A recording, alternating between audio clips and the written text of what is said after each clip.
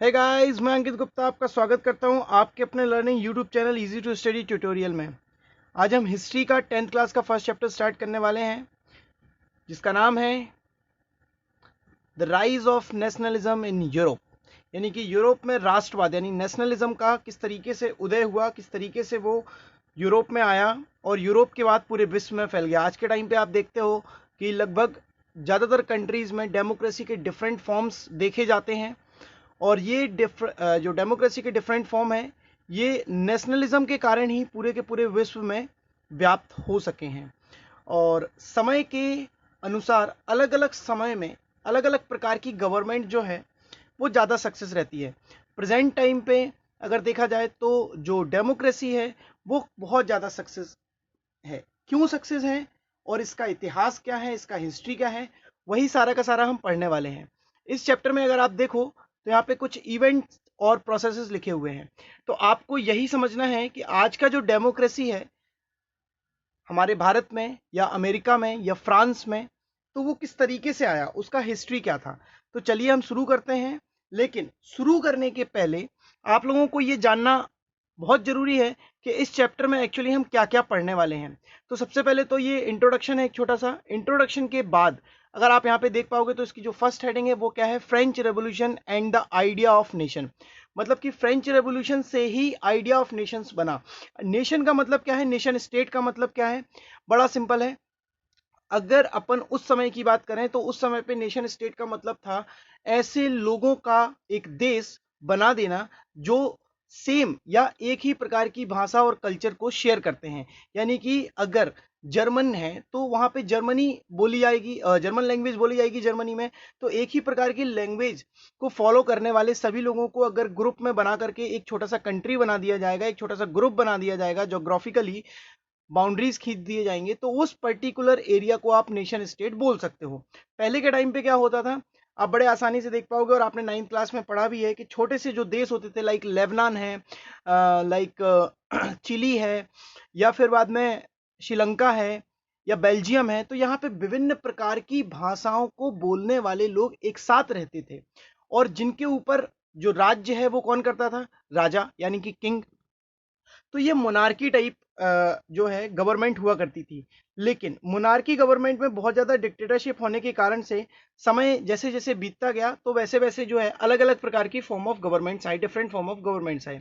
तो इसी को देखना है आपको कि किस प्रकार से जो है डेमोक्रेसी किस तरीके से आया, ठीक है, और किस तरीके से जो है यूरोप में किंगडम या मोनार्की का क्या हुआ, डिक्लाइन हुआ। यानी कि मोनार्की या राजा महाराजाओं की जो गवर्नमेंट होती थी उसको कैसे हटा दिया गया लोगों के द्वारा, और किस प्रकार से डेमोक्रेसी को अपनाया गया और क्यों अपनाया गया, इन सारी की सारी बातों को अपन करने वाले हैं। 9th क्लास में आप फ्रेंच रेवोल्यूशन को बहुत अच्छे से पढ़ चुके हो कि किस तरीके से बॉर्बन एम्पायर वहाँ पे राज्य करता था और वहाँ पे बहुत ज़्यादा फाइनेंशियल क्राइसिस के कारण से वहाँ पे जो लोग थे, थर्ड स्टेट के जो लोग थे, उन्होंने राजा को राजा मानने से इनकार कर दिया और अपनी खुद की असेंबली बना करके जो है पूरे के पूरे यूरोप, पूरे के पूरे फ्रांस में, इवन स्टार्टिंग अगर अपन देखें तो फ्रांस से हुई थी, तो पूरे के पूरे फ्रांस में जो है वो अमेरिका के स्ट्रक्चर पे, अमेरिका के मॉडल पे ही अपने फ्रांस में भी उन्होंने डेमोक्रेसी फॉर्म ऑफ गवर्नमेंट को सेलेक्ट किया, ठीक है।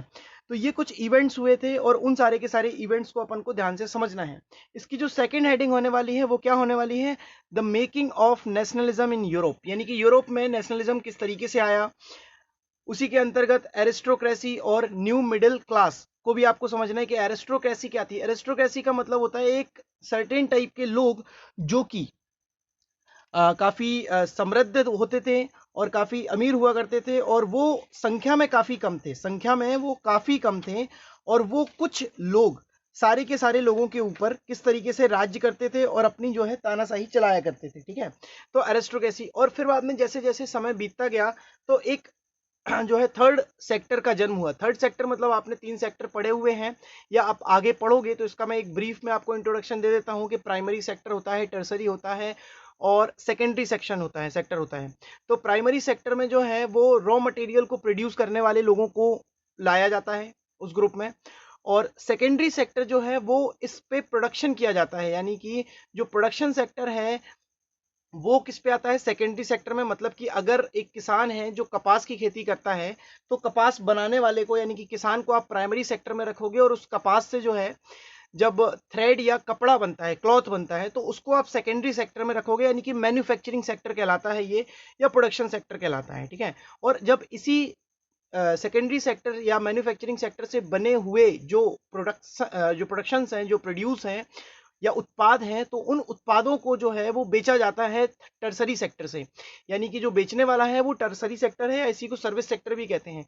लेकिन जैसे जैसे समय बीतता गया, तो उस प्रकार से जो है टीचर्स आए, लॉयर्स आए, डॉक्टर्स आए, तो ये सभी के सभी टर्सरी सेक्टर में आए, जो काफ़ी जो एजुकेटेड थे, पढ़े लिखे थे, और इनका जो सोच समझने का तरीका था वो पुराने टाइम के लोगों से बिल्कुल अलग था। उनका मानना था कि सभी लोगों को बराबर के अधिकार होने चाहिए, और सभी को कुछ स्पेसिफिक राइट्स मिलने चाहिए, और ये फंडामेंटल राइट्स हैं जिनका जो कॉन्सेप्ट है वो अमेरिका लेके आया था। जब अमेरिकन कॉन्स्टिट्यूशन फॉर्म हुआ, तो अमेरिकन कॉन्स्टिट्यूशन ने सारे के सारे सिटीजन्स को, किसी भी कंट्री के सारे सिटीजन्स को ये बताया कि उनके पास सर्टेन फंडामेंटल राइट्स होते हैं जिनको कोई भी वायलेट नहीं कर सकता है। वो सर्टेन कंडीशंस में ही वायलेट हो सकते हैं, लाइक इमरजेंसी वगैरह लगा दिया जाए तो इमरजेंसी वगैरह के बारे में तो अपन डिस्कस बाद में करेंगे, लेकिन अपन को पहले समझना है कि ये जो फंडामेंटल राइट्स हैं वो क्या थे और किस तरीके से अमेरिका ने दिए। What did liberal nationalism stand for. तो यहाँ पे जो इसकी सेकेंड हेडिंग है वो क्या है कि लिबरल नेशनलिज्म क्या है, और वो किस कारण से या किस चीज के लिए जो है स्टैंड करता है, तो अपन को ये समझना है। साथ ही साथ में अगर अपन आगे बढ़ें, तो अपन देखेंगे यहाँ पे जो नेक्स्ट हेडिंग है इसी चैप्टर में, वो है अ न्यू कंजर्वेटिज्म आफ्टर 1815। तो 1850 के बाद जो एक नया कंजर्वेटिज्म आया, यानी कि जो रूढ़िवाद का समय आया 1815 के बाद। यानी कि आपने नाइन्थ क्लास में पढ़ा है कि 1790 के टाइम पे नेपोलियन ने आकर के पूरे फ्रांस में और इवन यूरोप में कब्जा सा कर लिया था। यानी कि जो डेमोक्रेसी वगैरह डेवलप हुई थी, उस डेमोक्रेसी के बोर्ड वगैरह को हटा करके उसने वापस से एक किंगडम लेके आ गया, और किंगडम लेके आने के बाद उसने कुछ अच्छे रूल्स भी बनाए और कुछ डिक्टेटरशिप भी अप्लाई किया, वहां पे कुछ सेंसरशिप लगाया। तो इन चीजों को हटाने के लिए चार देशों ने उसको मिलके हरा दिया था, रशिया, ब्रिटेन, पर्शिया और ऑस्ट्रिया। तो इन चारों देशों ने मिलके जब नेपोलियन को हटाया, तो 1815 में नेपोलियन खत्म हो चुका था। ठीक है, देखो उसकी पहली लाइन भी यही है, following the defeat of Napoleon in 1815। यानी कि 1815 में जब नेपोलियन जो हारा, तो 1815 के बाद से ही यहाँ पे एक नया दौर शुरू हो गया जिसको अपन कंजर्वेटिज्म का दौर कहते हैं। तो उसमें क्या क्या हुआ वो सारी इवेंट समझेंगे, और उसके बाद क्या है रेवोल्यूशनरीज के बारे में अपन पढ़ेंगे कि किस तरीके से जो कंजर्वेटिज्म आया, तो उसका किस तरीके से रेवोल्यूशनरीज ने विरोध किया, यानी कि क्रांतिकारियों ने विरोध किया, और उसको हटा करके जो है एक नेशन स्टेट का कॉन्सेप्ट लेके आए, द एज ऑफ रेवोल्यूशन। अब देखिए यहाँ पे लगभग जो है 18 ईयर्स का जो एक क्रांति चली, एज ऑफ रिवोल्यूशन जिसको बोला जाता है, तो किस तरीके से वो फली फूली आगे बढ़ी, और लोगों ने किस तरीके से उसको विरोध कर करके नेशन स्टेट का कॉन्सेप्ट स्टैब्लिश किया, और पूरे के पूरे फ्रांस में ही नहीं बल्कि पूरे के पूरे यूरोप में, और यूरोप से होता हुआ फिर बाद में वो एशिया, अफ्रीका, लगभग हर जगह पे पहुंच गया। ठीक है, तो ये कुछ सर्टेन इवेंट्स हुए थे। इसके बाद आप क्या पढ़ेंगे इसमें, 1848 का रेवोल्यूशन ऑफ द लिबरल्स, यानी कि लिबरल्स यानी उदारवादी लोग। उदारवादी लोग क्या सोचते थे यहाँ पे, उनके बारे में आप समझेंगे, और उन्होंने किस तरीके से जो है क्रांति की शुरुआत की, तो आप वो चीज समझेंगे। इसके बाद अपन नेक्स्ट पे आएंगे, तो यहाँ पे आएगा making of Germany and Italy. देखिए दोस्तों, ये अपन को समझने वाली बात है कि जर्मनी जो आज हम देखते हैं वो हमेशा से पहले ऐसा नहीं रहा। वहां पे भी कुछ किंग्स हुआ करते थे, किंगडम्स हुआ करते थे। आपने नाइन्थ क्लास में जो है जर्मनी में एक बहुत बड़े डिक्टेटर का नाम सुना है और उसके बारे में पढ़ा भी है। ठीक है, तो वो डिक्टेटर का नाम आपके माइंड में आ गया होगा, वो और कोई नहीं हिटलर था। और हिटलर ने किस तरीके से जो है सेकेंड वर्ल्ड वॉर में पूरा का पूरा गड़बड़ कर दिया था, तो वो सारी की सारी चीजें अपन को समझना है, किस तरीके से जो है जर्मनी और इटली का यूनिफिकेशन हुआ, तो वो आपको पढ़ना है। यहाँ पे इटली यूनिफाइड किस तरीके से हुआ।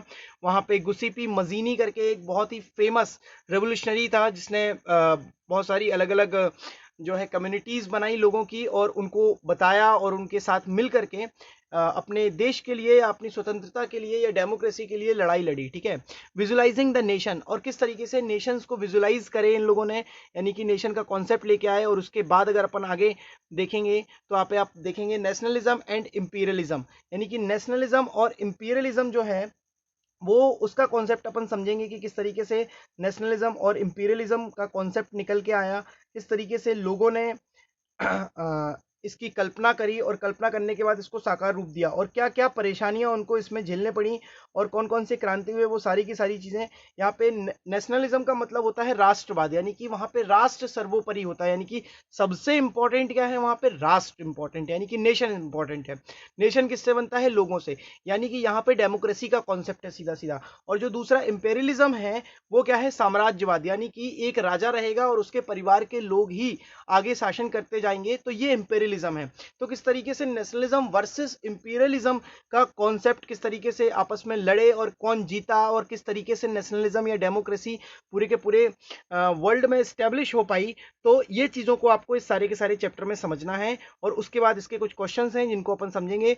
तो चलिए अपन स्टार्टिंग से स्टार्ट करते हैं। थोड़ा सा बड़ा चैप्टर है तो हो सकता है कि 2 से 3 वीडियोस इसके लिए मुझे बनानी पड़े। लगभग 3 लेक्चर में ये चैप्टर कंप्लीट होगा, तो आप लोगों को इसके साथ बने रहना है लास्ट तक। एक एक वीडियो को, एक एक लेक्चर को बहुत अच्छे से आप ध्यान से देखिएगा।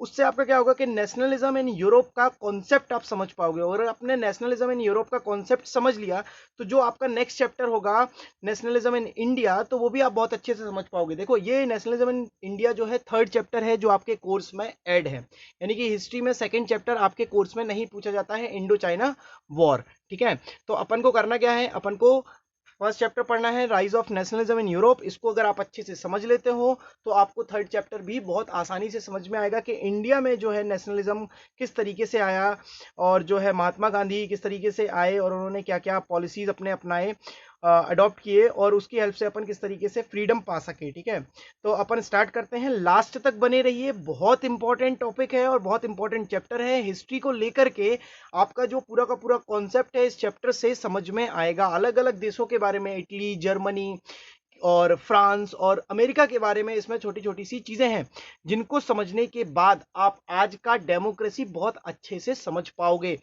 तो आपको करना क्या है, आपको ये समझना है कि ये बहुत इंपॉर्टेंट टॉपिक है और इसको बहुत अच्छी तरीके से मैं कोशिश कर रहा हूं कि आपके सामने प्रेजेंट कर सकूं।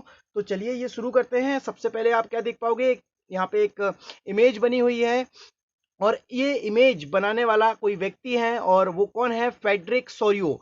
और ये 1848 में एक फ्रेंच आर्टिस्ट ने बनाई थी जिसका नाम क्या था, फेडरिक। ठीक है, तो फेडरिक जी ने क्या किया कि ये इमेज बनाई एक, और इस इमेज को बनाने से क्या हुआ, एक फ्रेंच आर्टिस्ट था, तो जो उसने ये इमेज बनाई, तो इस ये पूरा का पूरा एक इमेज का एक सीरीज था, 4 पेंटिंग थे इसमें, जिसमें डेमोक्रेसी एंड सोशल रिपब्लिक को दिखाया गया है। यानी कि उसने ये बताया है कि किस तरीके से जो धीरे धीरे जो राष्ट्र हैं, जो अलग अलग कंट्रीज हैं, वो किस तरीके से डेमोक्रेसी में आ रहे हैं। तो ये जो इमेज है वो अपने आप में काफी कुछ बता रही है। अगर आप इसको ध्यान से पढ़ते हैं तो आपको यहाँ पे समझ में आएगा कि जो फर्स्ट पॉइंट है इसमें, तो इसमें क्या है, यहाँ पे series shows the people of European and American man and women of all ages and social classes. मतलब कि अमेरिका और फ्रांस के, अमेरिका और यूरोप के अलग अलग क्लास के और अलग अलग एज के मैन और वुमेन जो है अपना अपना फ्लैग लेकर आगे मार्च कर रहे हैं, यानी कि आगे बढ़ रहे हैं। और उसी के साथ जो है उनके जो फ्लैग हैं वो लिबर्टी को शो करते हैं, यानी कि आजादी को शो करते हैं। As you would recall, artist of the time of the French revolution personified liberty as a female figure, जिसको अपन एलिगरी बोलते हैं। ठीक है, जैसे हमारे यहाँ पे भारत माता का कॉन्सेप्ट है, तो ये भारत माता का कॉन्सेप्ट हमेशा से नहीं था।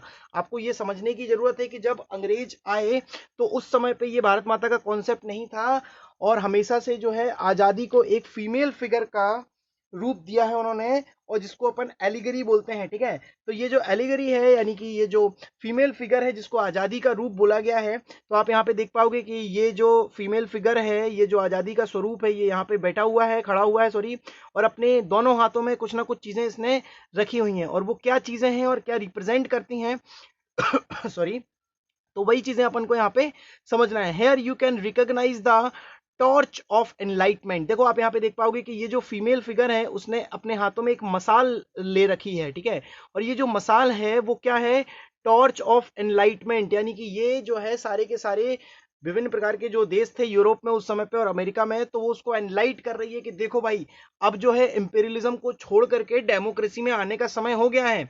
और वहीं उसके दूसरे हाथ में आप देख पाओगे क्या है यहाँ पे, charter of the rights of man in the others, ठीक है, दूसरे हाथ में क्या है, उसमें उसमें चार्टर्स हैं जिसमें अधिकार यानी कि लोगों के जो राइट्स हैं, जिनकी अभी भी मैंने बात की थी थोड़ी देर पहले, फंडामेंटल राइट्स के बारे में बताया है। यहाँ पे on the earth in the foreground of the image line the centred remains of the symbol of absolutist institution. अब यहाँ पे देखो एब्सोल्यूटिस्ट हल्का सा डार्क किया गया है, इसकी मीनिंग यहाँ पे दी हुई है। एब्सोल्यूटिस्ट मतलब क्या होता है, लिटरली इसका मतलब होता है गवर्नमेंट और अ सिस्टम, एक प्रकार की सरकार या एक प्रकार का ऐसा सिस्टम जो रूल करता है, has no restrictions on power exercise, ठीक है, यानी कि दैट हैज नो रिस्ट्रिक्शंस मतलब उसके ऊपर कोई भी रिस्ट्रिक्शंस नहीं होते हैं पावर एक्सरसाइज करने में, मतलब वो अपनी किसी भी पावर को एक्सरसाइज कर सकता है। In history the term refers to a form of monarchial government that was centralised, militarised and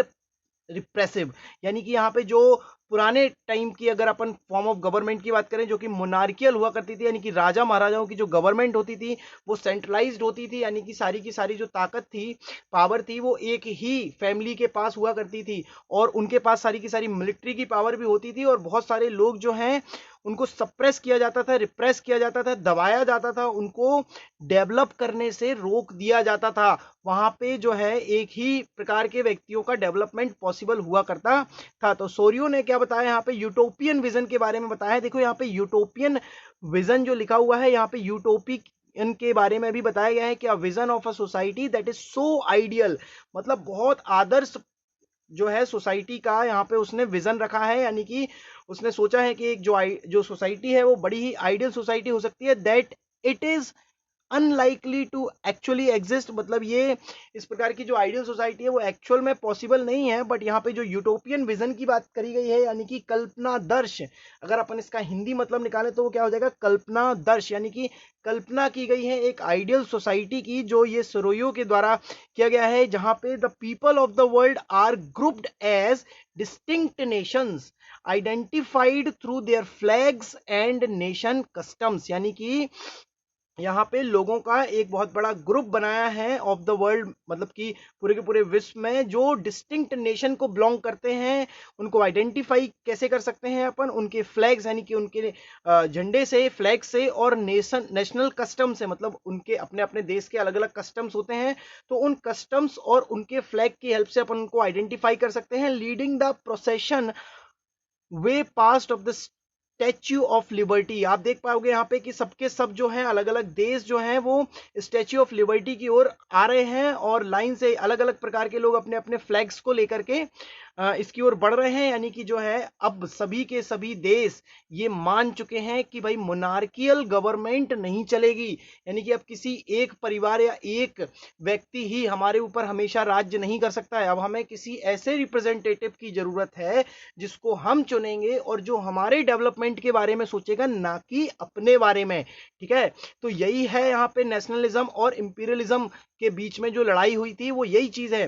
कि वो क्या चाहते थे कि अब किसी भी पर्टिकुलर एक राजा नहीं रहेगा, कोई भी राजा बन सकता है, और वो कौन डिसाइड करेगा, उस देश के लोग, यानी कि इसी को डेमोक्रेसी बोलते हैं। अब्राहम लिंकन ने बहुत क्लियरली डिफाइन किया था डेमोक्रेसी को, कि democracy is a form of government in which the government govern the people by the people for the people and of the people, मतलब कि जो गवर्नमेंट है वो गवर्न की जाएगी लोगों के द्वारा, लोगों पर, और लोगों से किया गया जो शासन होगा। यानी कि यहाँ पे कहानी क्या होगी, अगर आप सिंपली इसको आप समझ पाओगे तो आप ये समझ सकते हो कि भारत में कोई राजा नहीं है। आज के टाइम पे डेमोक्रेसी की हेल्प से अपन इलेक्ट करते हैं अपने रिप्रेजेंटेटिव्स, और जो इलेक्टेड रिप्रेजेंटेटिव्स होते हैं वो कहाँ के होते हैं, इंडिया के होते हैं, ठीक है। और ये जो रिप्रेजेंटेटिव होते हैं वो किसके लिए गवर्न करते हैं, यानी कि किसके लिए सोचते हैं, किसके लिए गवर्नमेंट चलाते हैं, लोगों के लिए। तो क्या हो गया, ये लोगों का शासन हो गया, लोगों के द्वारा हो गया, और लोगों के लिए हो गया।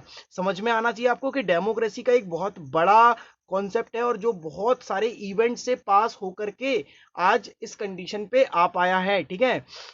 अब यहाँ पे आगे अगर अपन देखें तो यहाँ पे साफ साफ दिख रहा है कि United state and Switzerland which by this time were already nation state. अब यहाँ पे आपको समझना है कि यहाँ पे जो यूनाइटेड स्टेट है और जो स्विट्जरलैंड है, ठीक है, यहाँ पे दो देशों का उसने साफ साफ जिक्र किया है कि इस समय पे यूनाइटेड स्टेट और स्विट्जरलैंड जो है नेशन स्टेट बन चुके थे, ठीक है। और जो फ्रांस है वो क्या हो रहा था, identifiable by the revolutionary try colour, ठीक है। ट्राई कलर का मतलब यहाँ पे 3 कलर के झंडे से है, ठीक है। तो अपन को यहाँ पे समझना चाहिए कि ये भी लगभग आइडेंटिफिएबल हो गया था कि यहाँ पे भी रेवोल्यूशनरी चल रही थी, रेवोल्यूशन चल रही थी, और वो इसकी हेल्प से अपने देश में भी अमेरिका या फिर स्विट्जरलैंड की तरह क्या चाहते थे, आजादी चाहते थे और एक डेमोक्रेसी चाहते थे। Has just reach the statue, मतलब कि जस्ट पहुंचने ही वाले थे वो स्टैच्यू ऑफ लिबर्टी के पास में, यानी कि अगर वो पहुंचने वाले थे तो इसका सीधा सीधा मतलब क्या है कि बस उनको भी आजादी मिलने वाली थी। And she is followed by the people of Germany, और फ्रांस के पीछे कौन थे, जर्मनी के लोग थे, bearing the black red and gold flag. जो कौन से कलर का फ्लैग लिए हुए थे, उनका भी ट्राई कलर फ्लैग था जो कि ब्लैक कलर का था, जिसमें 3 अलग अलग स्ट्रिप्स थे, ब्लैक रेड और गोल्ड। और यहाँ पे interestingly at the time when Sorrieu created this image the German people did not at exist as a united nation, ठीक है।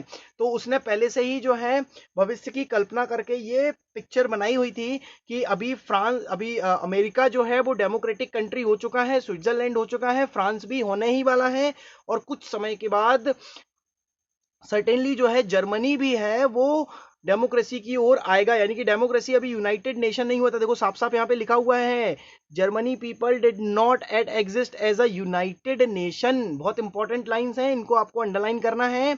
The flag they carry is an expression of liberal hopes in 1848 to unify the numerous German speaking principalities into a nation state under a democratic constitution। मतलब साफ साफ उसने बोल दिया है यहाँ पे कि जो अनेक प्रकार के जर्मन भाषी रियासतें थी वो, यानी कि जर्मन मतलब कि जर्मन भाषी यानी कि जर्मन में बोलने वाली जो लैंग्वेजेस हैं उनसे रिलेटेड जितनी भी रियासतें या गवर्नमेंट थी वो एक प्रजातांत्रिक संविधान यानी कि डेमोक्रेटिक कॉन्स्टिट्यूशन में बंधने वाले थे, और उससे एक डेमोक्रेसी का जन्म होता जो उस देश में आगे कई सालों तक चलने वाला था, ठीक है। और इसी के अगर अपन देखते हैं तो following the German people are the people of Austria, the kingdom of the 2 Sicilies and Lombardies, Poland, England, Ireland, Hungary, Russia, सारे के सारे देश जो है वो धीरे धीरे इनको फॉलो करते हुए मोनार्कियल फॉर्म ऑफ गवर्नमेंट से जो है वो नेशनलिज्म जैसे जैसे आ रहा था तो वो डेमोक्रेटिक फॉर्म ऑफ गवर्नमेंट की ओर कहीं ना कहीं झुकाव उनका बढ़ रहा था, ठीक है। तो यानी कि किस तरीके से नेशनल इंपीरियलिज्म खत्म हो रहा था और किस तरीके से जो है डेमोक्रेटिक फॉर्म ऑफ गवर्नमेंट आ रहा था। तो आपको ये समझना पड़ेगा, यहाँ पे बहुत इंपॉर्टेंट है, पूरी की पूरी जो स्टोरी है वो आपको यही बता पाएगी कि किस तरीके से यूरोप में सबसे पहले इसकी शुरुआत हुई। अमेरिका पहला ऐसा राष्ट्र था, ऐसा देश था जिसने अपने आप को आजाद घोषित करने के बाद वहां पे कॉन्स्टिट्यूशन बनाया। देखिए क्या है कि सबसे पुराना जो कॉन्स्टिट्यूशन का जो कॉन्सेप्ट है या जो लॉज हैं वो तो ब्रिटेन ने दिए थे, ठीक है। ऐसा माना जाता है कि अगर पूर्व ने संसार को या पूरे विश्व को अध्यात्मक यानी कि स्पिरिचुअलिटी प्रोवाइड की, और अगर तो उसी प्रकार से जो ब्रिटेन है उसने जो है कॉन्स्टिट्यूशन या डेमोक्रेटिक फॉर्म ऑफ गवर्नमेंट का कॉन्सेप्ट पूरे के पूरे वर्ल्ड को दिया है। And they have been used by the artist to symbolised fraternity among the nation of the world. देखो यहाँ पे आपको समझना पड़ेगा, फ्रेटर्निटी मतलब भाईचारे की बात कर रहा है यहाँ पे, यानी कि हर एक व्यक्ति उस देश के लिए उस देश के दूसरे व्यक्ति के लिए भाई के समान है, यानी कि भाईचारा फ्रेटर्निटी डेवलप करने की बात करें। This chapter will deal with many of the issues visualised by Sorrieu, यानी कि जो ये फ्रेंच आर्टिस्ट था उसने जो जो इश्यूज विजुलाइज किए थे उनके बारे में ही अपन यहाँ पे डिस्कस करने वाले हैं। During the 19th century nationalism emerge as a force which brought about sweeping changes in the political and mental world of the Europe। मतलब क्या हुआ कि जिस तरीके से धीरे धीरे 19वीं शताब्दी के दौरान में राष्ट्रवाद यानी कि राष्ट्रवाद का मतलब यहाँ पे क्या है, नेशनलिज्म, इमर्ज हुआ, यानी कि राष्ट्रवाद एक ऐसी ताकत के रूप में उभरा कि पूरे के पूरे जो यूरोप में जितना भी राजनीतिक और मानसिक जगत था, यानी कि जितना भी पॉलिटिकल और मेंटल लेवल पे लोगों का जो है सोच बदल डाली, परिवर्तन कर डाला उन लोगों ने, ठीक है, चेंजेस कर डाले उनके सोच समझ में, और उनको समझ में आया कि भाई ये इंपीरियलिज्म में तो हम लोग हमेशा ही जो है दास्तापूर्ण जीवन व्यतीत करते रहेंगे, यानी कि गुलाम बने रहेंगे, राजा राजा ही रहेगा, ठीक है। तो इन सारी चीजों को हटाने के लिए उन लोगों ने क्या किया, उन लोगों ने इंपीरियलिज्म को हटा करके डेमोक्रेसी लेके आए, और ये एक दिन का या ओवरनाइट का काम नहीं है, इसमें सालों और सदियों लग गए, और तब जाकर के आज का देश बन पाया है। The end result of these changes was the emergence of the nation state in place of the multinational dynastic empires of Europe. देखो यहाँ पे साफ साफ ये लाइन लिखी है, इसको आप बहुत अच्छे से अंडरलाइन करेंगे। द एंड रिजल्ट, इसका अंतिम में क्या रिजल्ट निकला, क्या इसका परिणाम निकला कि जो यूरोप में मल्टी डायनेस्टिक एम्पायर हुआ करते थे उनकी जगह किसने ले ली, नेशन स्टेट्स ने ले ली, यानी कि डेमोक्रेटिक कंट्रीज बन गए वो सारे के सारे जो राजा महाराजाओं के अंडर में हुआ करते थे। The concept and practice of a modern state in which a centralized power exercise sovereign control over a clearly defined territory। अब इसका मतलब क्या है, यहाँ पे सीधा सीधा उसने बोलने का मतलब ये है कि इन परिवर्तनों में अंततः क्या हुआ कि जब ये जो देश थे वो डेमोक्रेटिक हो गए, और यूरोप में ये लंबे समय तक जो है ये लंबे समय तक एक ऐसे आधुनिक राज्य की गतिविधियां और विचार विकसित होते रहे। मतलब समझिए बात को आप, आधुनिक राज्य की गतिविधियां यानी कि जो ये एक्टिविटीज हुआ करती थी आधुनिक राज्य बनाने के लिए, यानी कि जो आज के टाइम पे आधुनिक राज्य का मतलब क्या है, मॉडर्न स्टेट। तो मॉडर्न स्टेट जो आज के टाइम पे आप देख पा रहे हो, इन स्टेट्स को बनाने के लिए जितनी भी ये एक्टिविटीज हुई हैं उनमें स्पष्ट रूप से ये परिभाषित हो चुका था, यानी कि डिफाइन हो चुका था कि क्षेत्र पर संप्रभुता या प्रभुसत्ता जो है एक केंद्रीय शक्ति की थी, लेकिन अब उनको ये केंद्रीय शक्ति नहीं चाहिए थी, अब उनको क्या चाहिए था, डेमोक्रेसी चाहिए थी। यानी कि किसी भी एक व्यक्ति का वो दावा ना कर सके, कोई भी एक व्यक्ति या कोई एक परिवार या कोई एक ग्रुप आकर के पूरी की पूरी टेरिटरी में अपने आप को राजा बनाना दे, ठीक है ना उसका दावा कर सके। अब वो किसी भी एक पर्टिकुलर व्यक्ति या परिवार की नहीं हो, बल्कि पूरा का पूरा जो राष्ट्र है वो हर एक व्यक्ति का हो, और सभी व्यक्तियों को समान अधिकार मिले ताकि वो अपना सर्वांगीण यानी कि ओवरऑल डेवलपमेंट कर पाए।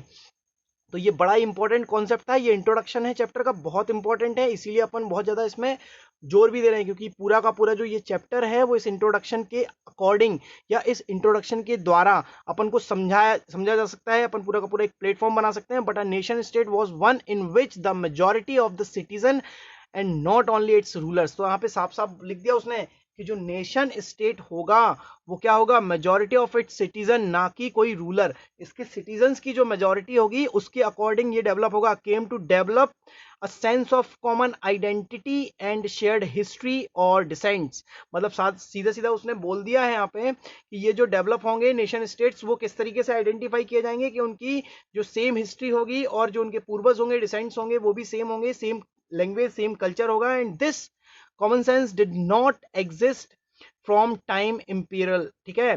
तो इंपीरियल के टाइम पे इस प्रकार के जो स्टेट हुआ करते थे वो एग्जिस्ट नहीं करते थे। It was forced through struggle through the action of leaders and common people. और ये किस तरीके से संभव हो पाया है, केवल वहां के क्रांतिकारियों के द्वारा, यानी कि जो लोग थे उन्होंने बहुत ज्यादा संघर्ष किया, वहां के नेताओं ने संघर्ष किया, और तब जाकर के ये देश बन पाया है, इस प्रकार के जो देश हैं वो बन पाए हैं। This chapter will look at the diverse processes through which nation states and nationalism came into being in 19th century Europe। मतलब क्या है इसका सीधा सा मतलब है कि ये जो चैप्टर है, this chapter will look at the diverse process, मतलब बहुत सारी प्रोसेसेस के बारे में अपन डिस्कस करेंगे, देखेंगे इस चैप्टर में, जो which nation states and nationalism came into being, जिसके कारण से नेशनलिज्म और नेशन स्टेट का कॉन्सेप्ट आया 19th सेंचुरी के यूरोप में, ठीक है। तो अपन यहाँ पे समझेंगे, यहाँ पे ये जो बॉक्स बना हुआ है इसको भी अपन को समझना है, बट ये सारे के सारे जो एक्स्ट्रा बॉक्सेस हैं उसके लिए मैं अलग से एक वीडियो बनाऊंगा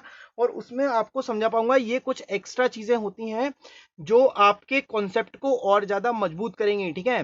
तो यहाँ पे प्लेबिसाइट नाम का एक शब्द आया है जिसको जनमत संग्रह कहते हैं। देखो प्लेबिसाइट का मतलब क्या होता है, जनमत संग्रह, ठीक है। तो जनमत संग्रह का मतलब क्या है, यानी कि सभी जनों के द्वारा, सभी जनों के द्वारा मतलब कि हर एक सिटीजन्स के द्वारा वहां पे एक मत कराया जाए, यानी कि एक इलेक्शन कराया जाए, ठीक है। उसका देखो डेफिनेशन भी डायरेक्ट दिया हुआ है, a direct vote by which all the people of a region are asked to accept और रिजेक्ट अ प्रपोजल। मतलब कि जैसे मान के चलिए कि कोई प्रपोजल मैंने दिया, तो उस प्रपोजल को एक्सेप्ट करने का या रिजेक्ट करने का अधिकार वहां के किसी एक परिवार या एक व्यक्ति को नहीं होगा। किसको होगा?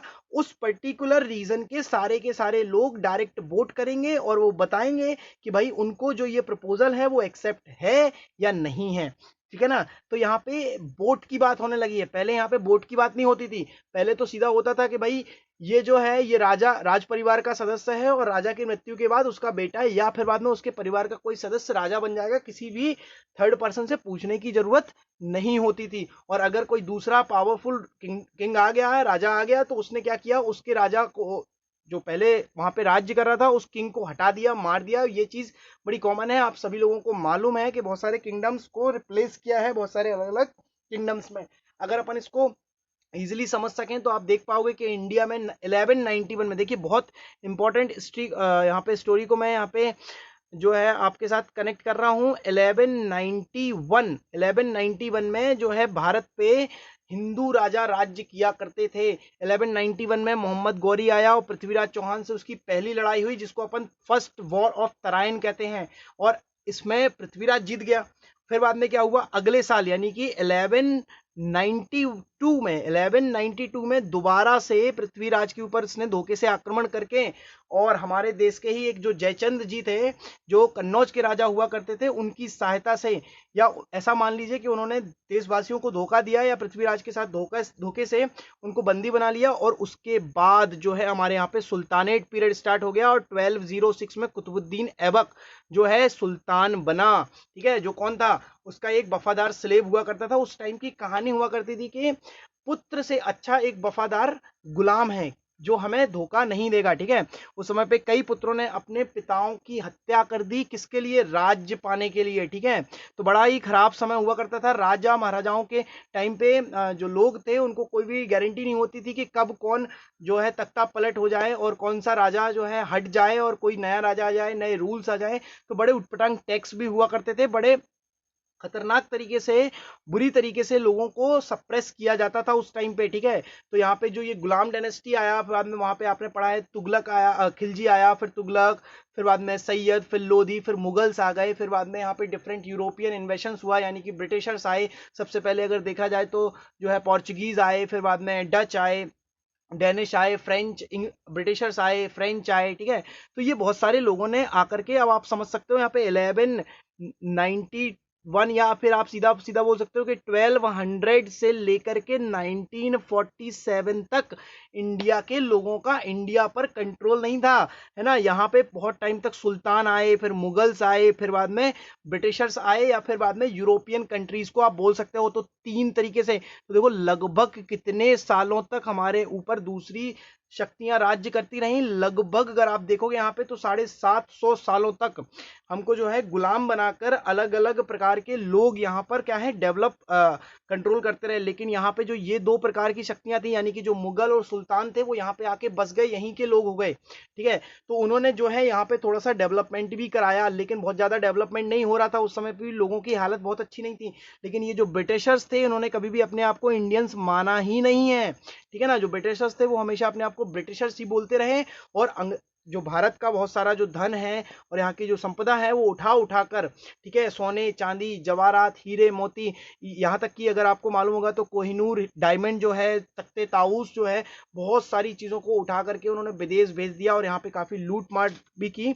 तो ये सारी की सारी जो चीज़ें हैं वो आप किस तरीके से हुई और किस तरीके से जो है इंडिया डेमोक्रेसी बना, और ना सिर्फ इंडिया बल्कि यूरोप में सारे के सारे कंट्रीज जो हैं ज़्यादातर, वो किस तरीके से डिफरेंट फॉर्म ऑफ डेमोक्रेसी में आ पाए। तो उस पूरी की पूरी कहानी का एक प्लेटफॉर्म तैयार करेगा ये चैप्टर आपका, तो बहुत इंपॉर्टेंट है। चलिए शुरू करते हैं अपन। यहाँ पे आपका French revolution, the idea of the nation, तो यहाँ से अपन को स्टार्ट करना है। तो चलिए अपन पढ़ते हैं। The first clear expression of nationalism came with the French revolution in 1789। देखिए कुछ डेट आपको याद रखनी है। सबसे पहले अपन को कौन सी याद रखनी है? 1789। इस चैप्टर के अकॉर्डिंग मैं आपको कई बार ये डेट्स याद दिलाऊंगा, तो आपको केवल चैप्टर को सुनना है बड़े ध्यान से और एक कॉपी पेन लेके भी बैठना है और साथ में अपनी हिस्ट्री की बुक। तो जो जो लाइनें मैं अंडरलाइन करने के लिए बोलूँ आपको पैरेलली उनको अंडरलाइन करते चलना है। कुछ जो लाइन्स हैं जो मैं बोलूंगा, अगर आपको लगता है कि उनको अलग से नोट करने की जरूरत है तो आप बुक में साइड में नोट भी कर सकते हो, ठीक है। तो यहाँ पे कौन सी डेट के बारे में बात कर रहा है, वो 1789 की डेट के बारे में बात कर रहा है। मतलब यहाँ पे जो है, यहाँ तक कोई भी नेशन स्टेट नहीं बना था। 1789 तक नेशन स्टेट जैसा कोई स्टेट नहीं हुआ करता था, लेकिन फ्रेंच रेवोल्यूशन हुआ यहाँ पे इस समय पे, और फिर क्या हुआ, बहुत बड़े बड़े बदलाव हुए। तो French, as you would remember, was a full-fledged territorial state in 1789 under the rule of the absolute monarch। ठीक है, साफ साफ उसने बोला है कि 1789 में ये जो पूरा का पूरा जो फ्रांस था वो किसके अंदर था, एक राजा रूल किया करता था, फुल फ्लेज्ड मोनार्कियल सिस्टम था, एब्सोल्यूट मोनार्की सिस्टम था, राजा हुआ करते थे, बॉर्बन डायनेस्टी के एम्पायर्स हुआ करते थे, जिसको आपने लुइस 14वां, 15वां और 16वां जो लास्ट रूलर था वो 16वां था, तो वो राज्य किया करते थे। ठीक है, so the political and the constitutional changes that came in a back of the French revolution led to the transfer of sovereignty from the monarchy to a body of French citizen. तो इसका मतलब क्या है, यहाँ पे देखो साफ साफ लिखा है the political and constitutional changes. मतलब क्या है कि पॉलिटिकल और कॉन्स्टिट्यूशनल चेंजेस हुए, ठीक है ना।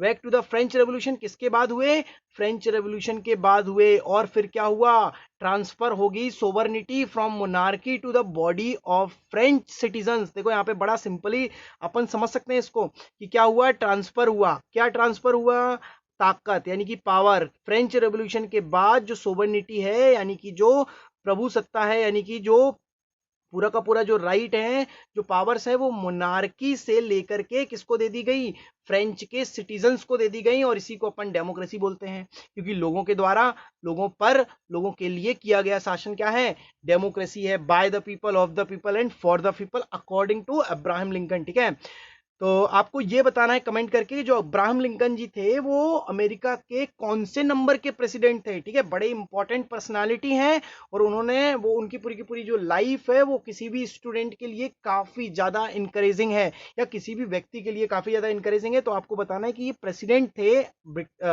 अमेरिका के, तो ये कौन से नंबर के प्रेसिडेंट थे। मैं देखता हूं कि किसका जो है कितना ज्यादा इन्वॉल्व होके मेरे साथ आगे इस जर्नी को कंप्लीट करता है। ठीक है, आगे क्या है, revolution proclaimed that it was the people who would henceforth constitute the nation and shape its destiny।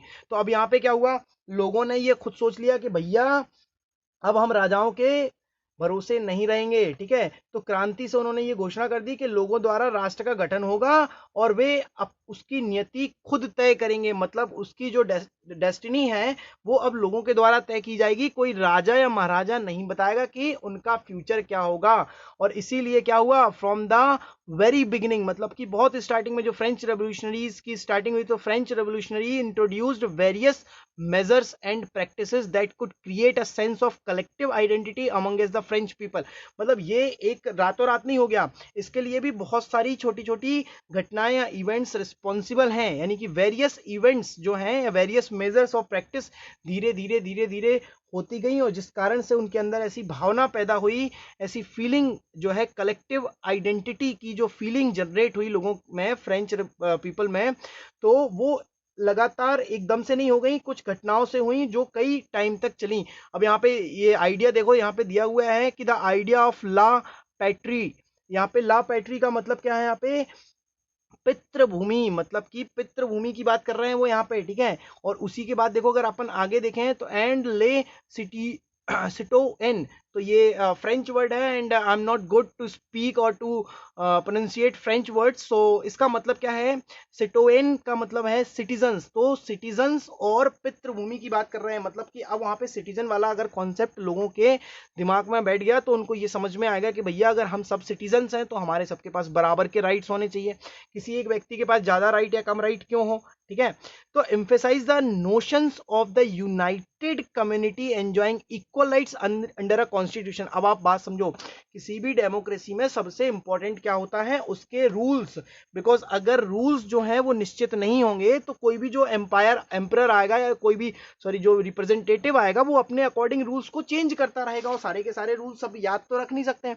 तो इस कारण से रिटन फॉर्म में कुछ रूल्स होने जरूरी हैं, यानी कि अगर कहीं पे डेमोक्रेसी फॉर्म ऑफ गवर्नमेंट है तो वहां पे कॉन्स्टिट्यूशन का होना अनिवार्य है, यानी कि सर्टेन है, डेफिनेट है, और उसका कोई दूसरा ऑप्शन नहीं है। ठीक है, तो यहां पे उन्होंने किस चीज की बात की है, इस विचार की बात की है कि एक यूनाइटेड कम्युनिटी जो है एंजॉय करेगी। अब यूनाइटेड कम्युनिटी का मतलब क्या है, एक पर्टिकुलर सर्टेन डेमोग्राफिक बाउंड्री के अंदर जो एक पर्टिकुलर कोई रीजन है उसमें रहने वाले सभी के सभी लोग एंजॉय करेंगे इक्वल राइट्स को अंडर अ कॉन्स्टिट्यूशन और न्यू फ्रेंच, और इस तरीके से। और ये चीजें उन्होंने किस तरीके से करी कि उन्होंने क्या किया कि एक नया फ्रांसीसी झंडा, यानी कि जो तिरंगा झंडा, जो ट्राई कलर झंडा था, उन्होंने वो इंट्रोड्यूस कराया, एक चुन लिया उन्होंने कि भाई ये हमारा जो होगा फ्लैग होगा, और जिसके पहले जो है राष्ट्रध्वज जो था उसको रिप्लेस कर दिया गया। मतलब कि ऑब्वियसली हर एक कंट्री का कोई ना कोई फ्लैग तो होता ही था, तो उस फ्लैग को जो पहले से था, जो राजा महाराजाओं का फ्लैग हुआ करता था, उस फ्लैग को फ्रेंच ट्राई कलर ने रिप्लेस कर दिया। और फिर बाद में क्या हुआ, आगे हुआ कि जो ईस्टर्न जर्नल का चुनाव किया गया, मतलब कि अब जो है उन्होंने अपने रिप्रेजेंटेटिव या अपने राजा को, राजा नहीं बोलना चाहिए, बोलना चाहिए कि उनका जो रिप्रेजेंटेटिव हुआ करता था तो उसको उसने खुद से ही सिलेक्ट क्या किया, इलेक्ट किया, चुना, यानी कि सभी ने वोट दे करके चुना। ठीक है ना, elected by the body of active citizen and remains the national assembly, renamed the national assembly। तो यानी कि इतने जितने भी लोग थे, यहाँ पे आपने पढ़ा हुआ था कि लास्ट के जो थर्ड स्टेट के फ्रेंच के जो लोग थे, तो वो पहले नंबर राजा के यहाँ महल में गए, और जब राजा, अब देखो क्या होता था वहां पे, वहां की दुविधा देखिए आप कितनी खतरनाक थी कि वहां पे 3 ई स्टेट हुआ करते थे, first E state, second E state and third E state. तो फर्स्ट ई स्टेट का एक वोट होता था, सेकेंड ई स्टेट का कुल मिला के एक वोट होता था, और थर्ड ई स्टेट में चाहे हजारों लाखों लोग क्यों ना हो लेकिन उन सभी का एक वोट माना जाता था। तो सेकेंड और फर्स्ट ई स्टेट के लोग किसी भी प्रकार का टैक्स नहीं देते थे, यानी कि वो टैक्स पेयर्स नहीं थे। टैक्स पेयर्स कौन थे, थर्ड ई स्टेट के लोग। तो क्या फर्स्ट और सेकेंड ई स्टेट के लोग कभी भी चाहेंगे कि उनको टैक्स देना पड़े, नहीं चाहेंगे। तो उनके 2 वोट होकर के वो हमेशा थर्ड ई स्टेट के ऊपर पूरा का पूरा टैक्स का बोझ डाल दिया करते थे, और इसी टैक्स की हेल्प से ही उनका पूरा का पूरा जो राजाशाही जीवन है उनका चला करता था। सारे के सारे खर्च जो है इसी टैक्स से आते थे, और टैक्स कौन फिल करता था, थर्ड ई स्टेट के लोग। अब आपको ये समझना चाहिए कि थर्ड ई स्टेट में कितने लोग थे, 75% से ज्यादा लोग थे, और फर्स्ट और सेकेंड ई स्टेट के लोग कितने थे, बाकी बचे हुए। लेकिन जो सेकेंड और फर्स्ट ई स्टेट के लोग थे उनके पास लगभग 70 to 80% वेल्थ था। तो बचे हुए 75% लोगों के पास कितना वेल्थ था, केवल 20 to 25% वेल्थ था, और केवल इतनी सी वेल्थ के साथ उनसे ही टैक्स लिया जाता था। मतलब बहुत ही भयंकर तरीके से उनका जो है शोषण किया जाता था इस समय पे, और इसीलिए उन्होंने क्या किया, उन्होंने इस पूरी की पूरी सेनेट का बहिष्कार कर दिया, यानी कि उसको माना नहीं, निकल आए और अपनी खुद की एक असेंबली बनाई, और अपना एक खुद का एक रिप्रेजेंटेटिव चुना, और एक अपना ट्राई कलर फ्लैग बना दिया, और उन्होंने बोला कि भैया आप तुम्हारे राजा नहीं हो, हम तुम्हें राजा नहीं मानते, हम अपना खुद कॉन्स्टिट्यूशन बनाएंगे जिसमें सभी लोगों को बराबर के अधिकार हुआ करेंगे। तो इस तरीके से उन्होंने क्या किया, एक नेशनल असेंबली बनाई, और फिर बाद में क्या किया, आगे देखिए यहाँ पे एनसीईआरटी क्या बोलती है, न्यू हाइम्स वो कंपोज्ड, मतलब कि नए नए जो है राष्ट्रगान वगैरह या छोटी छोटी सी जो स्तुतियां हैं वो रची गई, है ना। तो स्तुतियां का मतलब या हाइम्स का मतलब क्या है कि कुछ छोटी छोटी पोयम्स जो हैं वो लिखी गई, कंपोज की गई। ओथ टेकन मतलब कि शपथ ली गई, एंड मार्टियर्स कमोरेडेटेड, यानी कि जो शहीद थे उनको याद किया गया, उनकी कहानियां सुनाई गई, ताकि लोगों के अंदर जो है वो वीर रस की उत्पत्ति हो, यानी कि वो लोग भी इस चीज को समझ सकें। ठीक है, और एक नेशन स्टेट का जो कॉन्सेप्ट है उन सबके अंदर वो एक भावना आ जाए, एक जो है नोशन आ जाए कि भाई हमें सब लोगों को बराबर अधिकार हैं और हम इसी तरीके से अब रहेंगे। ठीक है, तो a centralised administrative system was put in place and it formulated uniform law for all citizens within its territory। तो अब यहाँ पे क्या किया, एक सेंट्रलाइज्ड एडमिनिस्ट्रेटिव सिस्टम को रखा गया, इसकी जगह पे, मतलब इसकी जगह पे जो सेंट्रलाइज्ड एडमिनिस्ट्रेटिव सिस्टम था उसकी जगह पे जो है फॉर्मुलेट किया गया यूनिफॉर्म लॉज को, ठीक है। और ये जो यूनिफॉर्म लॉज थे वो सारे सिटीजन्स के लिए उस पर्टिकुलर टेरिटरी में बराबर थे। इंटरनल कस्टम ड्यूटीज को हटा दिया गया और जितने भी ड्यूज थे यानी कि जितने भी बकाया थे उन सबको भी हटा दिया गया।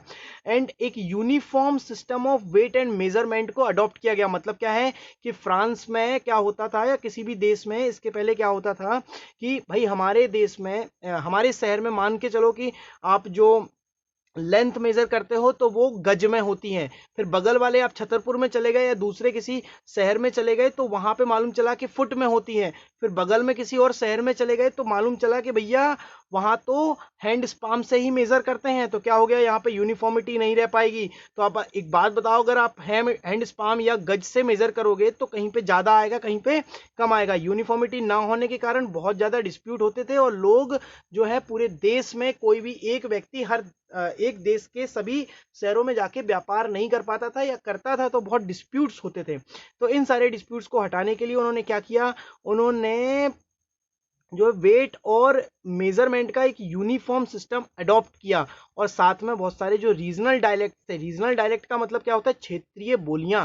मतलब कि रीजनल डायलेक्ट, देखो बहुत इंपॉर्टेंट वर्ड्स हैं, ये टर्म्स ही आपको समझने हैं। रीजनल डायलेक्ट का मतलब क्या है, रीजनल माने एक पर्टिकुलर रीजन में, एक किसी क्षेत्र में बोली जाने वाली बोली। तो रीजनल डायलेक्ट का मतलब क्या है, किसी क्षेत्र में बोली जाने वाली बोलियों को उन्होंने हटा दिया और फ्रेंच को जो है काफी ज्यादा इवॉल्व किया, सपोर्ट किया, और फ्रेंच को जो है वो अपनी नेशनल लैंग्वेज को बना दिया, ठीक है। उसको फ्रेंच को नेशनल लैंग्वेज में बनाया। And as it was spoken and written in Paris, क्योंकि ये पेरिस में बोली और लिखी जाती थी, और पेरिस जो है वो फ्रांस की क्या है, कैपिटल थी उस समय पे भी और आज भी है। Became the common language of the nation, पूरी की पूरे नेशन में एक ही प्रकार का मेजरमेंट सिस्टम बना दिया, एक ही लैंग्वेज बना दी, पूरे देश का एक झंडा बना दिया, एक नेशनल असेंबली गठित करके उसका एक रिप्रेजेंटेटिव बनाया गया जो सभी को कंट्रोल करेगा, और एक पूरा का पूरा सिस्टम उन्होंने ला करके तैयार कर दिया और बोला राजा से कि भैया अब हमारा सिस्टम है, आपको इसके अकॉर्डिंग ही चलना पड़ेगा। Revolutionaries further declared that it was the mission and the destiny of French nation to liberate the people of Europe from despotism। despotism का मतलब यहाँ पे dictatorship से है, यानी कि despotism का मतलब क्या होता है, dictatorship। in other word to help other people of Europe to become nations। मतलब यहाँ पे ये जो फ्रेंच के लोग थे ना, ये काफी ज्यादा समझदार थे। उन्होंने बोला, उन्होंने ये सोचा होगा कि अगर भैया हम फ्रांस बस को नेशन स्टेट बनाते हैं तो बाकी के जो दूसरे देश होंगे वो डर जाएंगे, और इस डर से वो फ्रेंच के राजा को हेल्प करके फ्रेंच में जो डेमोक्रेसी हम स्टैब्लिश करना चाहते हैं वो हटा देंगे और फोर्सफुली वापस से इंपीरियलिज्म यानी कि राजा महाराजाओं का शासन आ सकता है। तो उन्होंने फ्रांस तक ही इस आइडिया को सीमित नहीं रखा, ठीक है ना, इसको लिमिटेड नहीं रखा। उन्होंने कहा, क्या बोला कि अब पूरे के पूरे भैया यूरोप में जितने भी देश हैं सबके सबको नेशन स्टेट बनाएंगे अपन, ठीक है। तो सबके सबको नेशन स्टेट बनाने के कारण से क्या हुआ, सारे के सारे राजाओं को डर लगेगा और सभी के सभी लोग समझ पाएंगे कि भैया अब राजाओं से हमें छुट्टी मिलने वाली है, मुक्ति मिलने वाली है। तो सबके सब इस कॉन्सेप्ट का हेल्प करेंगे और पूरे के पूरे यूरोप में देखते ही देखते इंपीरियलिज्म हट गया और नेशन स्टेट का कॉन्सेप्ट बहुत तेजी से फैला। When the news of the events in French reaches the different cities of Europe, students and other member of educated middle class began setting up Jacobin clubs. अब देखो यहाँ पे जैकोबिन क्लब का एक बहुत इंपॉर्टेंट यहाँ पे नाम आया है, क्योंकि जैकोबिन क्लब का भारत में भी एक व्यक्ति था जो जैकोबिन क्लब का मेंबर हुआ करता था उस समय पे। और ये कौन थे, टीपू सुल्तान, मैसूर के जो शासक थे। मैसूर मतलब कहाँ पे, कर्नाटका में जो एक छोटा सा मैसूर नाम का एक स्टेट हुआ करता था, वहां पे टीपू सुल्तान नाम का एक बहुत ही बहादुर और दिलेर व्यक्ति शासन किया करता था। और वो जो व्यक्ति था वो फ्रेंच रेवोल्यूशन से काफी ज्यादा प्रभावित था और फ्रांसीसी की काफी मदद भी उसकी कर रहे थे, और वो जैकोबिन क्लब का मेंबर भी हुआ करता था। वो चाहता था कि पूरे भारत को भी नेशन स्टेट बनाया जाए। उस समय की बात है, 1789 की बात कर रहा हूं मैं। टीपू सुल्तान जब फ्रेंच और जो ब्रिटिशर्स थे वो इंडिया आ चुके थे, तो आप बात समझ पा रहे होगे कि 1789 में जब इंडिया में आप समझ पा रहे होगे 1707 में औरंगजेब की डेथ हो गई थी इंडिया में, ठीक है। और उसके बाद 1757 में देखो क्या हुआ था यहाँ पे, थोड़ा सा अगर अपन टाइमलाइन को देखें तो 1707 में औरंगजेब की डेथ हो गई थी। फिर 1757 में प्लासी का वॉर लड़ा गया, और साथ में 1764 में बक्सर की लड़ाई हुई, जिसमें अंग्रेजों की डिसाइसिव जीत हुई। मोहम्मद शाह आलम, सुजाउद्दौला और जो है मीर कासिम को मिली जुली तरीके से ब्रिटिशर्स ने हरा दिया, और भारत पे ये उनकी बहुत इंपॉर्टेंट जीत थी। बक्सर की लड़ाई बोली जाती है, 8th क्लास में आप लोगों ने इस चीज को पढ़ा है। तो समझिए बात को, भारत में उस समय पे ब्रिटिशर्स कंट्रोल कर रहे थे, और फ्रांस में क्या चल रहा था, फ्रेंच रेवोल्यूशन चल रही थी, और फ्रांसीसीज भी यहाँ पे आके कंट्रोल कर रहे थे। लेकिन ये जो जैकोबिन क्लब्स थे, इसका एक मेंबर कौन था, टीपू सुल्तान। बहुत इंपॉर्टेंट क्लब है जैकोबिन क्लब। हालांकि आपसे ये पूछा नहीं जाएगा कभी भी कि जैकोबिन क्लब का भारत में ऐसा कौन सा व्यक्ति था जो मेंबर था, बट आपको बताने के लिए जरूरी था कि आपको पता होना चाहिए कि उस समय पे किस तरीके से इवेंट्स चल रहे थे भारत में और विश्व में, ठीक है। तो यहाँ पे क्या हुआ कि जैसे ये जो न्यूज है, जो ये इवेंट है जो फ्रांस में हुआ, तो वो जैसे ही सिटीज में, डिफरेंट सिटीज में पहुंचा यूरोप की, तो वहां के जो स्टूडेंट्स थे, जो एजुकेटेड मिडिल क्लास था, मिडिल क्लास था, वो सबके सब आकर के एक साथ गठित हो गए और जैकोबिन क्लब्स का उन्होंने एस्टेब्लिश किया। And their activities campaign prepared the way of French armies which moved into Holland, Belgium, Switzerland and much of Italy in the 1790। अब क्या हुआ कि उन लोगों ने इस तरीके से एक्टिविटीज और कैंपेन किए कि जो फ्रेंच सेनाएं थी उनके रास्ते तैयार हो गए। किस तरीके से रास्ते तैयार हो गए कि 1790 के दशक तक में हॉलैंड, बेल्जियम, स्विट्जरलैंड और इटली के बहुत बड़े इलाकों में जो फ्रेंच आर्मी है वो घुसी और नेशन स्टेट का कॉन्सेप्ट फैला दिया, और सभी जगह पे जो राजा महाराजा थे वो डर गए, भागने लगे, और वहां के लोगों को समझ में आया कि भैया अब बहुत हो गया इन लोगों के अंडर में रहते रहते, अब हमें अपना खुद से देश चलाना पड़ेगा, ठीक है। With the outbreak of the revolutionary war the French armies began to carry the idea of nationalism broad. मतलब कि उन्होंने ये नेशनलिज्म का जो आइडिया है वो बहुत बड़े ब्रॉड लेवल पे फैला दिया, और फैलाना चालू भी कर दिया। आप यहाँ पे देख पाओगे एक छोटा सा ये मैप है, इस मैप को आपको ध्यान से समझना है कि कहाँ पे कौन सी कंट्रीज हैं। तो यहाँ पे आप ये देख सकते हो, यहाँ पे जो है ये रशिया है, ठीक है, ये रशिया हो गया। और ये जो है वो नॉर्वे, स्वीडन वाली जो कंट्रीज हैं, ये बड़ी फेमस और बड़ी रिच कंट्रीज हैं। इनके जो ह्यूमन इंडेक्स जो वैल्यू होती है वो हमेशा बहुत हाई होती है। ये देखो यहाँ पे, ये छोटा सा ब्रिटेन है, ये छोटा सा देश पूरे के पूरे लगभग 80% वर्ल्ड में एक टाइम पे राज्य करता था, शासन करता था। ये 4 देशों से मिलकर बना था, स्कॉटलैंड, वेल्स, इंग्लैंड और जो है आयरलैंड का कुछ पार्ट, ठीक है। यहाँ पे आप देख पाओगे कि ये यहाँ पे फ्रेंच हो गया, यहाँ पे फ्रांस हो गया, उसके नीचे स्पेन है, पोर्चुगाल है, ठीक है। यहाँ पे स्विट्जरलैंड छोटा सा व्हाइट कलर का आप देख पाओगे, और उसके ऊपर आप देखोगे कि ऑस्ट्रियन एम्पायर था, ठीक है। जर्मनी जैसी जो चीज है वो आपको यहाँ पे दिख नहीं रही है, नीदरलैंड भी दिख रहा है, ठीक है। तो यहाँ पे ये कंट्रीज है, नीचे देखो आप मोरक्को और अल्जेरिया, ट्यूनिस।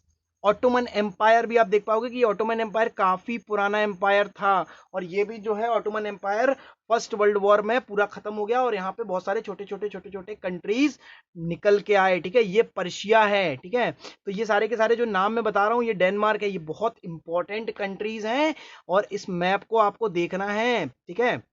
अब अपन आगे आ जाते हैं। देखो पोलैंड की स्टोरी आपने मे बी 9th में पढ़ी होगी, फर्स्ट चैप्टर में है, जो कोई नहीं पढ़ता है, ठीक है। जो डेमोक्रेसी का जो फर्स्ट चैप्टर है उसमें पोलैंड की पूरी कहानी दी हुई है। अगर हो सके तो आप लोग इस लॉकडाउन में रीडिंग करिए, जितना रीडिंग आप करोगे बुक्स को उतना नॉलेज आप गेन करोगे, और बहुत सारी चीजें आप सीख पाओगे। चलिए आगे बढ़ते हैं अपन। इस मैप को स्टडी करने के बाद अपन अपनी स्टोरी को आगे बढ़ाते हैं। तो किस तरीके से क्या हुआ, within the wide sweep of territory that came under his control. मतलब कि इसके कंट्रोल में जितनी बड़ी भी टेरिटरी आती थी सबको सब साफ कर दिया, राजा महाराजाओं को हटा दिया, ठीक है। और फिर बाद में क्या हुआ यहाँ पे, फिर एक बहुत इंपॉर्टेंट इवेंट हुई, और वो जो इंपॉर्टेंट इवेंट थी वो क्या थी, वो ये थी कि अगर अपन यहाँ पे देखें कि Napoleon set about introducing many of the reforms that he had already introduce in France. तो अभी क्या हुआ कि जो नेपोलियन मतलब जो आर्मी थी, फ्रेंच आर्मी थी, उसमें एक बहुत ही बड़ा वॉरियर था जिसका नाम नेपोलियन था, ठीक है।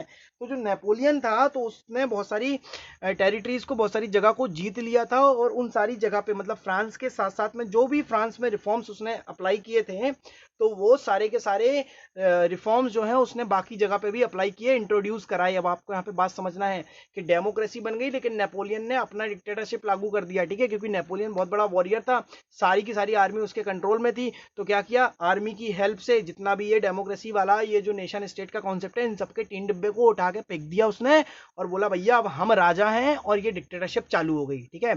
तो कुछ समय तक तो लोग काफी खुश हुए क्योंकि भाई नए नए उसने रिफॉर्म्स किए थे, काफी कुछ चीजें अच्छी भी करी थी।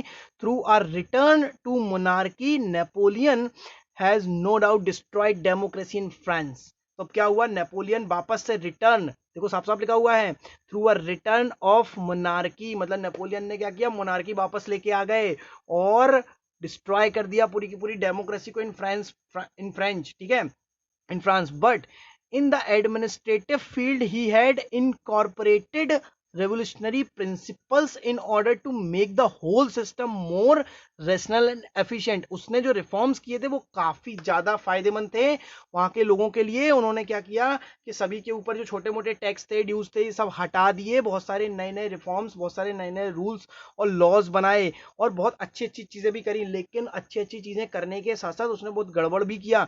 तो उसने ये जो रिफॉर्म्स किए थे और ये इतने सारे जो नए नए रूल्स बनाए थे, उन सारे के सारे रूल्स को सिविल कोड बोला जाता है, ठीक है। नेपोलियन ने दिया था, तो नेपोलियन सिविल कोड के नाम से इसको फेमस है।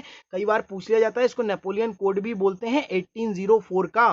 तो अपन को समझना क्या यहाँ पे कि जिस तरीके से 1790 से स्टार्ट हो गया था नेपोलियन का कंट्रोल किधर पे, फ्रांस में, और उसके बाद धीरे धीरे ये बढ़ता बढ़ता कब तक गया, 1804 में उसने नेपोलियन कोड दिया, और 1815 में कई देशों ने, यानी कि 4 देशों ने, पर्शिया, ऑस्ट्रिया, रशिया और जो है ब्रिटिशर्स ने मिलके उसको हरा दिया। तो यहाँ पे ये खत्म हो गया, और यहाँ पे एक ट्रीटी हुई जिसको ट्रीटी ऑफ वियना बोलते हैं, उसको भी अपन आगे स्टडी करने वाले हैं। So this code was exported to the regions under French control, मतलब कि जहां जहां पे भी फ्रेंच कंट्रोल था, यानी कि जहां जहां पे भी फ्रेंच आर्मीज का कंट्रोल हुआ करता था, वहां पे सारे की सारी जगह पे इस सिविल कोड को अप्लाई किया गया, इंट्रोड्यूस कराया गया। एंड क्या हुआ यहाँ पे, did away the privileges based on birth. तो अभी नेपोलियन ने क्या अच्छे काम किए थे, उसने सारे के सारे जो प्रिविलेजेस बर्थ के बेसिस पे थे वो सबको हटा दिया। भाई नेपोलियन कौन था, एक सोल्जर था, तो उसको राजा की जैसे सोच तो थी नहीं, तो उसने क्या किया कि सारे के सारे सिटीजन्स को एक समान कर दिया, सारे के सारे जितने भी बर्थ प्रिविलेजेस थे एस्टैब्लिश्ड हुआ करते थे उन सबको हटा दिया, सारे लॉज को हटा दिया, और secured the right to property. उसने क्या किया, राइट टू प्रॉपर्टी को सिक्योर रखा, मतलब लोगों के पास राइट टू प्रॉपर्टी थी, प्रॉपर्टी रखने का अधिकार था। और इस तरीके के ये रिफॉर्म सारी की सारी जगह पे किए गए। In the Dutch Republic, in Switzerland, in Italy and Germany, Napoleon simplified administrative divisions, abolish the feudal system. देखो यहाँ पे उसने फ्यूडल सिस्टम भी हटा दिया। क्या मतलब होता है भैया फ्यूडल सिस्टम का, फ्यूडल सिस्टम का मतलब ये होता है कि राजा महाराजा जो हुआ करते थे वो बहुत बड़ी जमीन के टुकड़े किसी एक व्यक्ति को दे दिया करते थे, और वो एक व्यक्ति का काम क्या होता था कि उस पर्टिकुलर जगह पे जितने लोग, देखो क्या किया, एक राजा था, राजा ने अपनी एक बहुत बड़ी लैंड पार्ट दे दिया किसी एक जमींदार को, जिसको अपन जमींदार या फ्यूडल लॉर्ड बोलते थे उस वहां पे, ठीक है, क्या बोलते थे, फ्यूडल लॉर्ड। तो फ्यूडल लॉर्ड के पास मान के चलो कि पन्ना का पूरा जो एमपी का कोई राजा मान लेते हैं, कोई बंदा एक्स है और वो एमपी का राजा है, ठीक है, और फिर पन्ना उसने दे दिया किसी फ्यूडल लॉर्ड को, तो ये हो गया पन्ना। तो पन्ना किसको दे दिया, किसी एक फ्यूडल लॉर्ड को दे दिया। पन्ना में जितने लोग हैं वो उस जगह पे, यानी कि पन्ना में खेती बाड़ी करेंगे, कामकाज करेंगे, बिजनेस करेंगे, और बदले में उस फ्यूडल लॉर्ड को, यानी कि इस फ्यूडल लॉर्ड को क्या करेंगे, टैक्स पे करेंगे, और ये जो फ्यूडल लॉर्ड है वो अपने राजा को दे देगा, ठीक है। So this is called feudal system. तो इस फ्यूडल सिस्टम को हटा दिया उसने, क्या किया, हटा दिया। अगर फ्यूडल सिस्टम आपको समझ में नहीं आता है, यू जस्ट कमेंट, हम अलग से फ्यूडल सिस्टम का एक का पूरा वीडियो लेके आएंगे। छोटे छोटे जो कॉन्सेप्ट हैं, जो टर्म्स हैं, उनको अपन अलग से समझने की कोशिश करेंगे। तो क्या हुआ, यहाँ पे फ्यूडल सिस्टम को उसने हटा दिया हर जगह से, और बाद में फ्री कर दिया पीजेंट्स को from serfdom and manorial dues. जितने भी ड्यूज बचे हुए थे वो सारे के सारे ड्यूज को हटा दिया उसने, ठीक है ना। और सारे के सारे ड्यूज हटाने के बाद में जितने भी लोग थे, मतलब जितने भी पीजेंट्स थे उनको जो है सेफडोम से, यानी कि सेफडोम का मतलब क्या होता है? सेफडोम का मतलब होता है कि आपको बिना तनख्वाह के काम करना पड़ेगा, यानी कि भूदास, यानी कि किसी भी भूमि में वो गुलामों की तरह जो काम करते थे, तो ये गुलामी वाला जो काम था वो उसको हटा दिया और लोगों को, जो पीजेंट्स जो मजदूर हुआ करते थे, उनको उनकी जगह वगैरह दे दी, यानी कि भूदास से उनको मुक्ति दे दी। बहुत सारे जो शुल्क वगैरह हुआ करते थे जमींदारों के, उनसे भी उनको मुक्ति दिलाई। और साथ में क्या किया? In the towns too guild restrictions. Guild restrictions का मतलब क्या है यहाँ पे? कि कुछ रिस्ट्रिक्शंस हुआ करते थे, कुछ पैसे वगैरह देने पड़ते थे, उनको भी हटा दिया। ठीक है ना? तो जितने भी श्रेणी संघों यानी कि गिल्ड रिस्ट्रिक्शंस हुआ करते थे, उन सबको हटा दिया इसने, नेपोलियन ने। बहुत अच्छे अच्छे काम किए। एंड साथ में और क्या किया? in the town to guild restrictions were removed, transport and communication system were improved।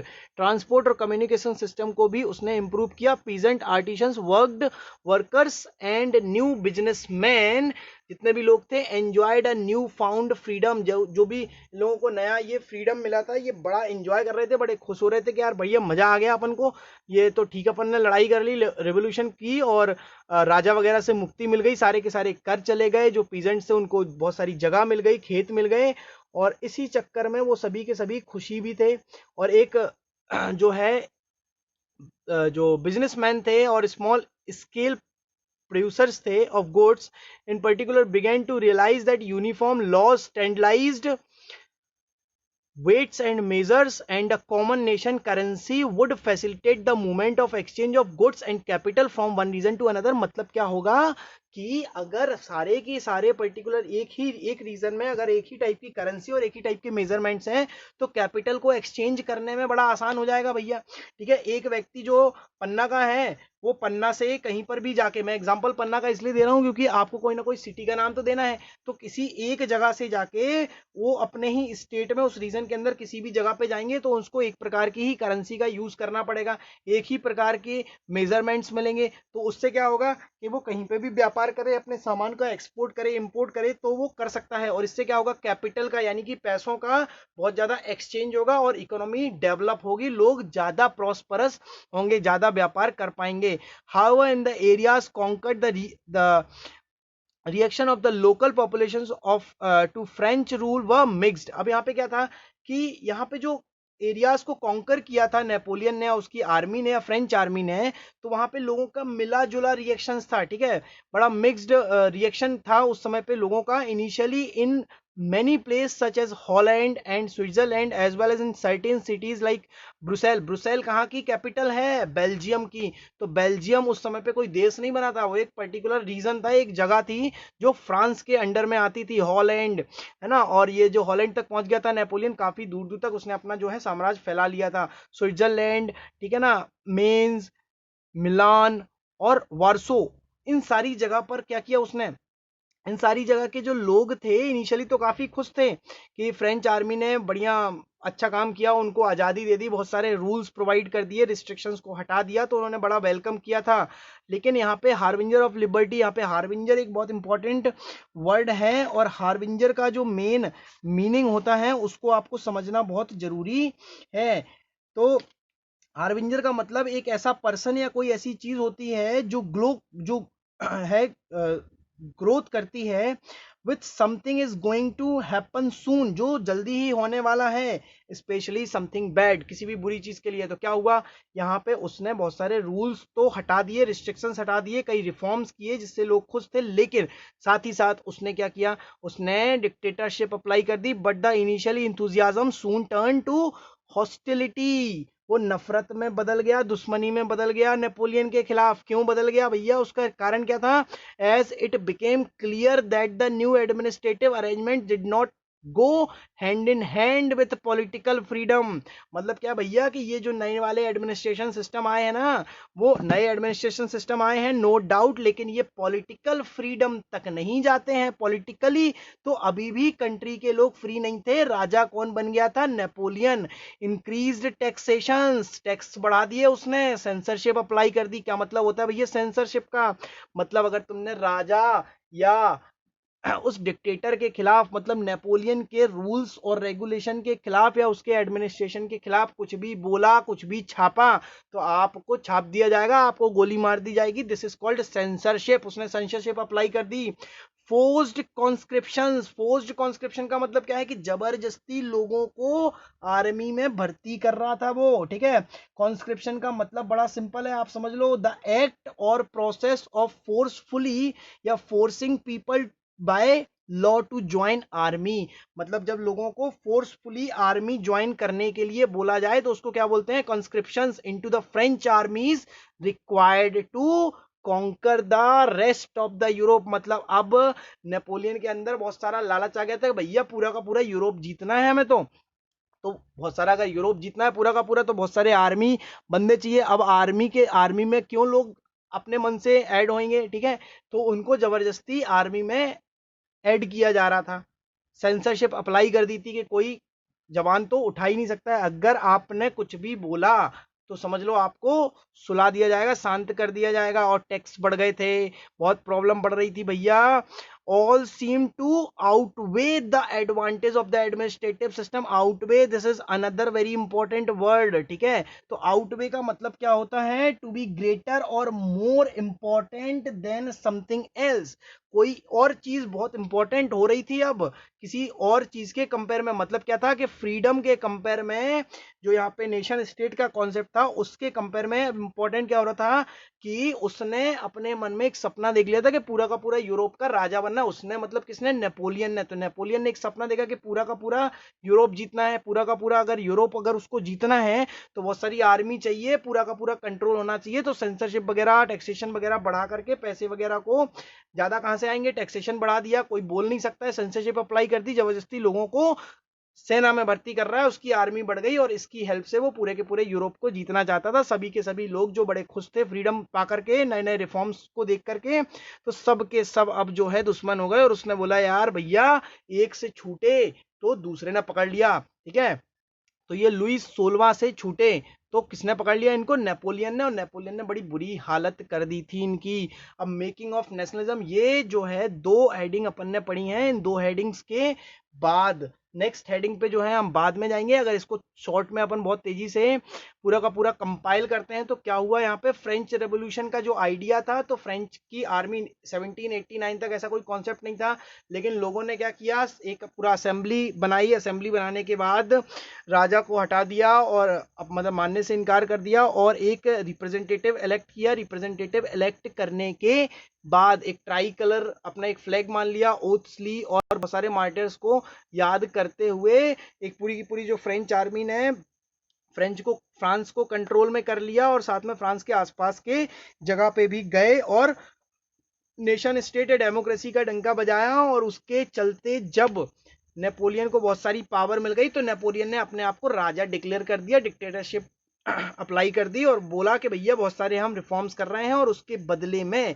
इसको अपन नेपोलियन कोड 1804 भी बोलते हैं, और उसके बदले में उसने क्या किया, सेंसरशिप अप्लाई की, टैक्सेशन बढ़ाए और कॉन्स्क्रिप्शंस किया, यानी कि लोगों को फोर्सफुली भर्ती किया आर्मी में, क्योंकि अब उसका सपना क्या था, पूरे के पूरे यूरोप में हमको राज्य करना है, ठीक है। तो अब ये जो नेक्स्ट हेडिंग है उसके लिए मैं अलग से एक वीडियो लेके आऊंगा, आपको मुझे कमेंट करके बताना है। अगर अच्छी लगती है तो लाइक करना है, शेयर करना है और मेरे साथ जुड़े रहना है, क्योंकि आपका जो इंटरेक्शन होगा वो मुझे बहुत ज़्यादा पावर प्रोवाइड करेगा कि मैं और ऐसी वीडियोस बना के लाऊं। या अगर कोई सुधार या सजेशंस हैं तो प्लीज़ वेलकम है आप सभी के। चलिए तो मुझे अब मैं विदा लेता हूं यहाँ से, बाय बाय, टाटा।